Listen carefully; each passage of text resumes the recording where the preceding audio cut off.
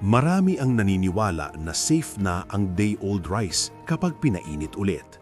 Pero alam nyo ba, ito mismo ang madalas na sanhi ng malubhang food poisoning na tinatawag na fried rice syndrome. Sa maraming sambahayan sa Pilipinas, karaniwang magluto ng malaking batch ng kanin sa umaga, iwan sa rice cooker o counter sa room temperature buong araw. Akala natin, sapat na ang pag-iinit sa microwave o pagprito para maalis ang panganib. Sa katotohanan, ito ang pangunahing dahilan ng maraming kaso ng biglaang pagsusuka, matinding sakit ng tiyan at dehydration na nagreresulta sa pagpunta sa emergency room. Ang kondisyon nito ay kilala bilang fried rice syndrome, dulot ng bacterium na Bacillus cereus. Ang Bacillus cereus ay isang heat-resistant, spore-forming bacterium na karaniwang naroroon sa lupa at nakakahawa sa bigas habang lumalaki. Ayon sa mga pag-aaral, tulad ng 2023 review sa microbial pathogenesis at data mula sa China 2010 to 2020, may 419 outbreaks na naitala na may 7,892 kaso, 7,986 hospitalizations at 5 fatalities. Karamihan ay nauugnay sa rice at fried rice. Sa US at Europe, rice dishes, lalo na fried rice, ang madalas implicated na may prevalence na hanggang 56% sa fried rice samples sa ilang Asian studies. Bakit hindi sapat ang pagpiprito o pag-iinit ulit?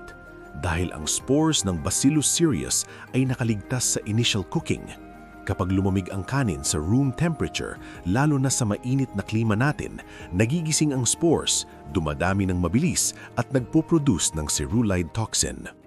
Ayon sa key study ni Rajkovic et al. 2008 sa Letters in Applied Microbiology, ang cerulide ay extremely heat-resistant, nakaligtas kahit sa 121 degrees Celsius o 150 degrees Celsius sa mahabang oras, kahit sa alkaline conditions. Kaya pag kinain mo ang reheated rice, patay nga ang bakterya, pero ang preformed toxin ay nananatili na nagdudulot ng diretsyong intoxication. Ang pinaka-critical na factor ay ang temperature danger zone, 4.4 degrees Celsius hanggang 60 degrees Celsius. Sa temperatura ng kusina dito sa Pilipinas, madalas nasa 30 to 40 degrees Celsius. Mabilis na napapasok ang kanin sa zone na ito. Lampas na 2 oras sa room temperature, exponential ang pagtaas ng toxin levels ayon sa maraming outbreak investigations.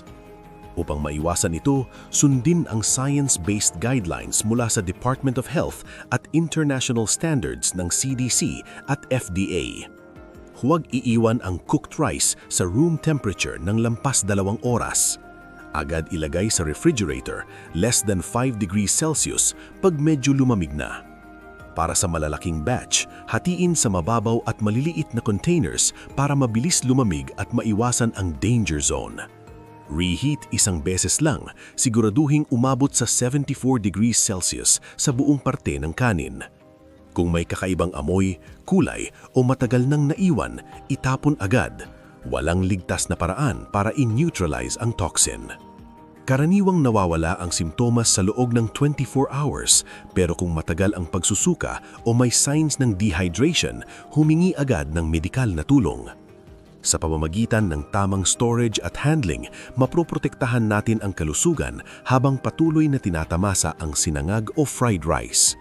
Ingatan ang kaligtasan, batay sa siyensya, hindi sa tradisyon.